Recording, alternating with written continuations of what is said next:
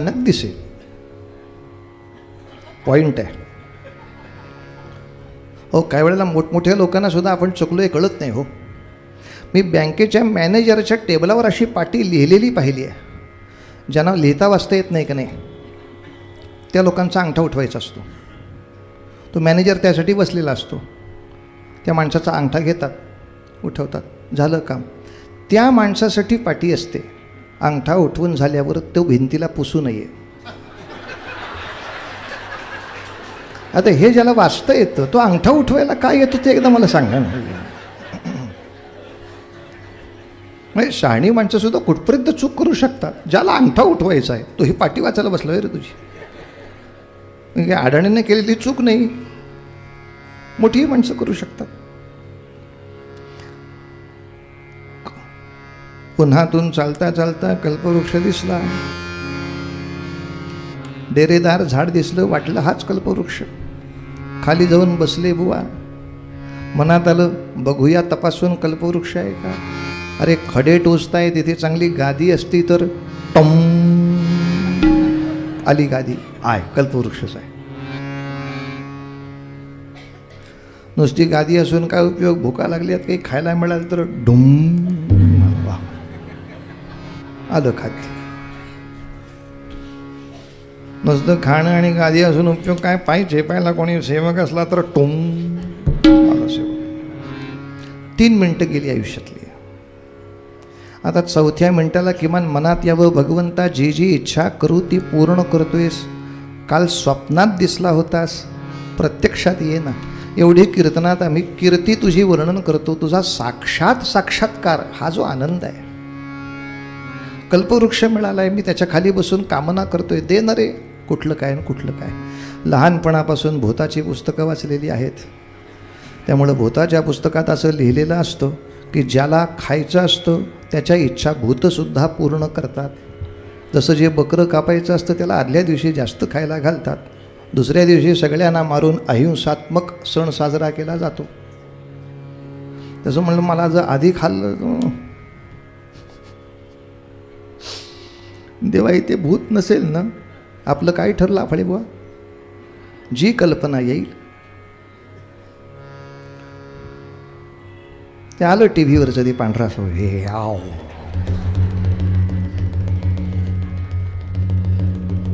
शेवटचं 1 मिनिट राहिलं आहे आफळे बुवा. आता तरी गालफडात मारून घ्या आणि म्हणा देवा चुकलो, मी नको त्या गोष्टीची इच्छा केली, तू ये इतकं म्हण फक्त, सगळं संपतं. ते तरी कुठं डोक्यात येत आहे. ते भूत बघितल्यावर बुवाच्या मनात आलं हे मला खाणार तर नाही. संपलं. पांडुरंग हरी वासुदेव. काय करायची कल्पवल्ली. देवा लक्ष्मी नको, सुधारस नको, ती कल्पवल्ली नको. नको. माझी बायको किंवा माझा नवरा, जो कोणी माझा सखा असेल, जो भाऊ, माझा बाप, कोणी कुठल्याही नात्याने देव वसे ज्याचे चित्ती त्याची संगती. अशाची जर संगती असली ना तर ही संगती इच्छा पूर्ण करतेच. पण इच्छा पूर्ण करताना ती चांगली आहे का नाही, आणि जर चांगली नसेल तर त्याला रोखते. डायबिटीस फार झाला की गोड खायची इच्छा जास्त वाढते. हा दैव दुर्विलास का हे कळत नाही. एक वेळ डायबिटीस नसताना माणूस खूप जितेंद्रिय असतो, नंतर असहाय्य होऊन जातो. सारखं गोड खाऊ का, गोड खाऊ का. मी बायको दे ना काही.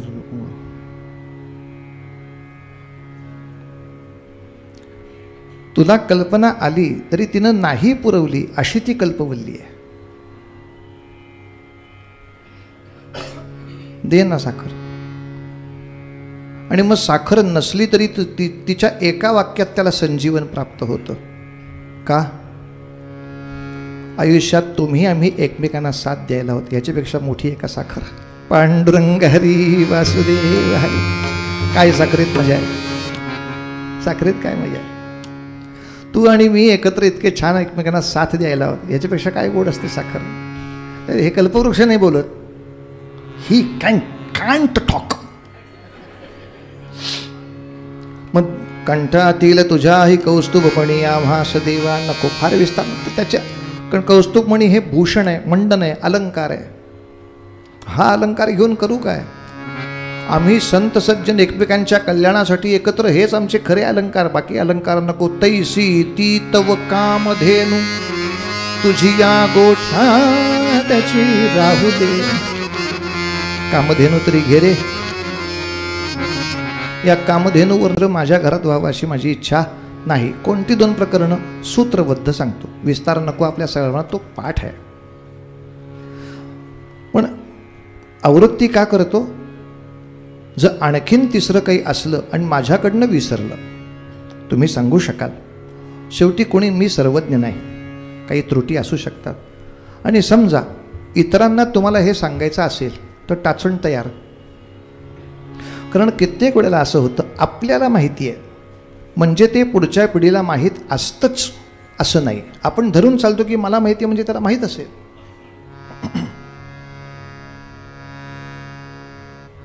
असं होत नाही, असं होत नाही. सगळं रामायण ऐकलंस का रे? आवडलं ना तुला? काही शंका नाही ना? काय नाही, ते रामाने विजय मिळवला, रावण मेला, पण मध्ये रावणानं त्या सीतेचं हरण केलं होतं, त्याची बाई केली का नाही परत? का हरणाच्या रूपातच सीता घेऊन गेला राम? कारण जादूगार संपला ना, हरणाची बाई करणारा. रावण मेल्यावर हरणाची बाई कोणी करायची? आता हरण केलं या शब्दाचा अर्थ तुम्हाला माहिती आहे. आता त्याला समजावून सांगणं भाग आहे. मला माहिती आहे म्हणजे त्याला माहीत असेल अशी कल्पना नको. आपण विचारूया, तुला माहिती आहे का? माहीत असेल तर उत्तम. आणि जरी माहीत असलं तरी एकदा आवृत्ती ऐकून घेऊ. खराच माहिती आहे ना? इंग्लिश मीडियमची स्कूल, आपले वंश कीर्तन, गणपती उत्सवाचा सण. वा वा वा, काय गणेशाचं गोड रूप आहे बघा, काय गोड रूप आहे बघा. हा हा हा हा हा. गणपतीचे कान कसे सुपासारखे आहेत, सगळी कार्टी ख्या ख्या ख्या हसतायत. हसताय का? पोरांनी हात वर करावा. आपले इट इज इम्पॉसिबल. अरे गणपतीचे कान सुपासारखेच आहेत. इम्पॉसिबल का? Soup is liquid. आणि बरोबर आहे, त्याला टॉमॅटो सूप माहिती आहे, त्याला आपल्या घरचं सूपच माहीत नाही. मला माहिती आहे म्हणजे त्याला माहीत असेल. त्याला विचारलं पाहिजे, तुला हे माहिती आहे का? तसं कामधेनू प्रकरण काय झालं होतं? जे रोज कीर्तन ऐकतात त्यांना माहिती आहे. महाभारत सिरियल बघितली असेल, पण त्यातलं कितपत आठवत असेल देव जाणे. तर पहिलं कामधेनू प्रकरण असं आहे, ती वसिष्ठ मुनींना मिळाली होती. आणि या वसिष्ठांच्या आश्रमात जेव्हा विश्वामित्र आले तेव्हा विश्वामित्र राजे होते, राज्यपदावर. ते सैन्यासह आले होते आणि सर्व सैन्य भुकेलेलं आहे, लवकर जेवणाची व्यवस्था करा अशी प्रार्थना केली. वसिष्ठांनी ती पूर्ण केली. सर्व सैन्याला पटकन जेवू घातलं. विश्वामित्र म्हणाले, हे कसं शक्य झालं? कामधेनूमुळे शक्य झालं. तिच्यापाशी ज्या ज्या पदार्थाची ज्या ज्या प्रमाणात मागणी करावी त्या त्या क्षणात ती पूर्ण होते अशी कामधेनू आहे. अरे मग अशी कामधेनू असेल तर ती राजाकडे पाहिजे, मला याची अधिक गरज आहे. वसिष्ठ म्हणाले, हरकत नाहीच आहे, तुम्ही तपश्चर्या करा, तुम्ही कामधेनू मिळवा. ब्रह्मदेवांकडे एकच कामधेनू नाही आहे, अनेक कामधेनू आहेत. पण तुम्ही तपश्चर्या करा आणि गव्हर्नमेंट पॉलिसीत कामधेनू योजना घ्या. आत्ता ही कामधेनू योजना एज्युकेशनलसाठी आहे, आश्रमांसाठी आहे. ती राजकारणाकडे कशी वळवणार? हा अपहार करणं होईल तुमचं. आश्रमासाठी आहे कामधेनू ही. आम्ही राजे आहोत, विषय संपला. त्यांनी कामधेनू ओढून न्यायचा प्रयत्न केला. त्या कामधेनूनं हुंकार केला, मात्र त्या हुंकारासरशी हजारो सैनिक निर्माण झाले. विश्वामित्राचा पराभव केला. पुढच्या काळामध्ये विश्वामित्रांनी पण केला. आता मी ब्रह्मर्षीच होणार, या ब्रह्मर्षीमुळे माझा पराभव झाला, मी आता ब्रह्मर्षी होणार. विश्वामित्र ब्रह्मर्षी झाले. ते विश्वामित्र वसिष्ठाचं काही काळ भांडण, मग नंतर मिटलं, ठीक आहे, पण ते भांडण नको वाटतं. बरं, हे एकदा झालं, थांबावं तसं नाही. दुसरी कामधेनू जमदग्नींना मिळाली होती. आता जमदग्नी कोण? परशुरामांचे वडील, रेणुका मातेचे पती. त्यांना मिळाली होती. परत कथा तशीच झाली. त्याच आश्रमामध्ये तो सहस्रार्जुन नावाचा राजा आला. त्याला ती कामधेनू न्यावीशी वाटली. वसिष्ठांच्या आश्रमात किमान तिथल्या तिथे हुंकार देऊन तरी युद्ध झालं होतं. इथं सहस्रार्जुन तो कामधेनू घेऊन गेला. मग त्याच्यानंतर परशुरामाने पुन्हा सहस्रार्जुनावर ती स्वारी केली, त्याला संपवलं. कामधेनू घेऊन आला. जमदग्नी म्हणाले, परशुरामा हे चांगलं नाही. असा तापटपणा ऋषी लोकांना उपयोगाचा नाही. अजून तुझ्या वृत्तीवर तुला संयम आणला पाहिजे. जा तपश्चर्येला. म्हणून परशुराम तपस्येला गेले. पण आता एकटे उरलेले जमदग्नी यांच्या एकटेपणाचा लाभ घेऊन या सहस्रार्जुनाच्या समर्थकांनी, अलीकडचा राजकीय शब्द, त्याच्या समर्थकांनी याच्यावर हल्ला केला, आश्रम उजाड केला, जमदग्नींना मारलं. आणि मग परशुराम आल्यानंतर रेणुकेनंच सांगितलं, या सर्व उन्मत्तांचा संहार कर. इथं फक्त रेणुकेनं निक्षत्रिय कर असा जो शब्द वापरला तो नसता तर बरं झालं असतं. कारण काय, जातीवाचक शब्दाची तिथं उत्पत्ती होती. वृत्तीवाचक शब्द हवा होता. क्षत्रिय हा शब्द जातीवाचक आला. आणि तेव्हापासून अवसान चढलं, जातीचं नाव घेऊन बोलायचं. पण ते रेणुकेचे शब्द जातीवाचक नाही, उन्मत्तवाचकच आहेत हे मात्र नक्की. याचं कारण लक्ष, ती स्वतः क्षत्रिय कन्या आहे. ती रेणू राजाची मुलगी आहे.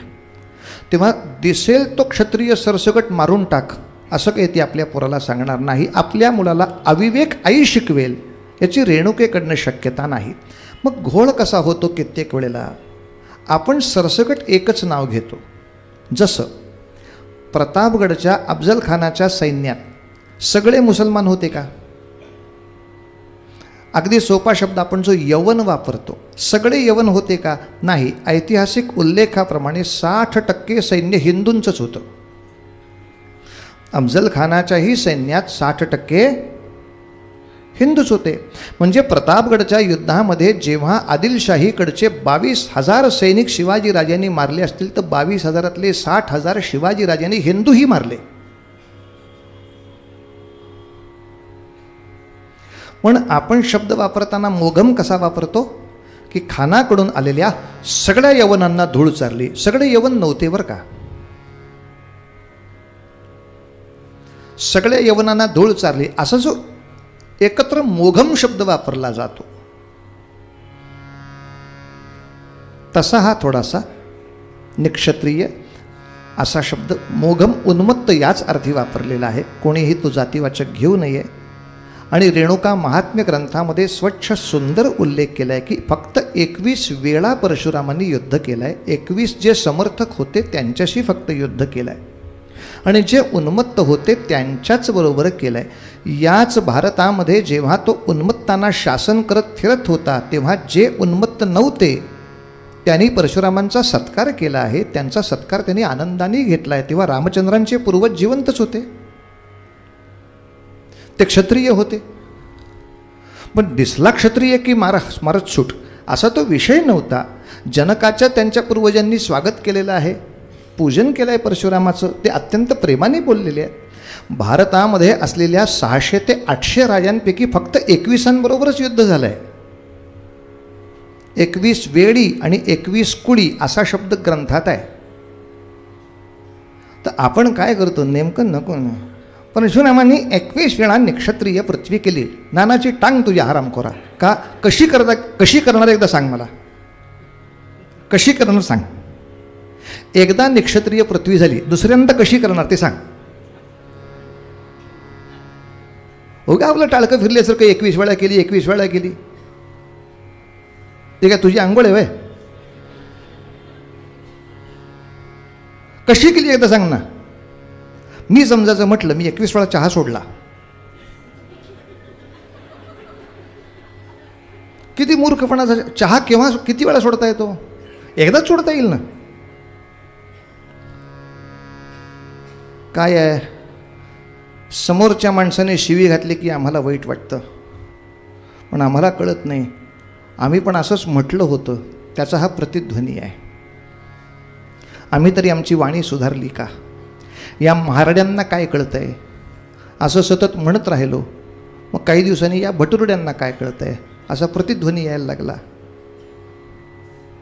बरं, हा प्रतिध्वनी यायला लागल्यानंतर तरी वाणी सुधारावी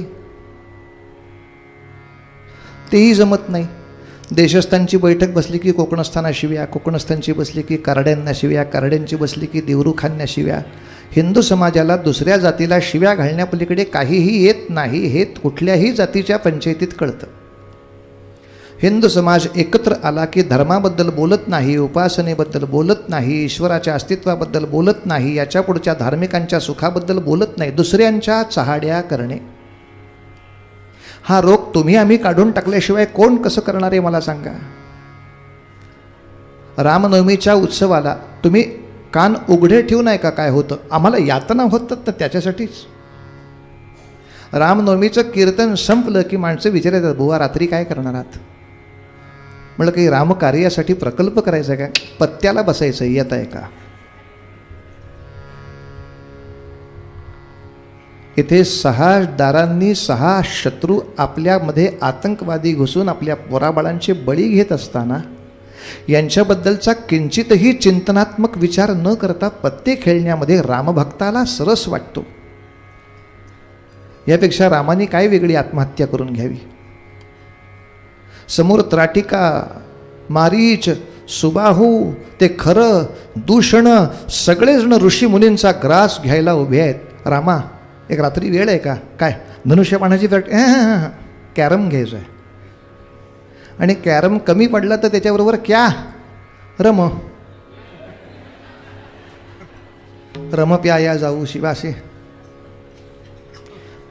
कसं करावं महाराज, कसं करावं? हे कोण बदलेल हो? आत्ताच आपण बोललो ना, निगेटिव्ह नाही बोलायचं. मग पॉझिटिव्ह बोलण्यासाठी एक शेवटचं बोलूया. कामधेनूमुळे ही 2 प्रकरणं झाली. जमदग्नींची भांडणं काय, त्या वसिष्ठांची भांडणं काय. तैसी ती कवताम कामधेनु तुझिया गोठ्यातची राहू दे आणि काही देऊ नकोस. आता शेवटची ओळ राहिली होती ना, ती त्या भक्ताने पूर्ण केली. आर्य गृहिणी देवा आम्हाला गिदे. पंढरीनाथ महाराज की. चांगली बायको मिळावी म्हणून बरीच व्रत आहेत असं अजिबात नाही. चांगला नवरा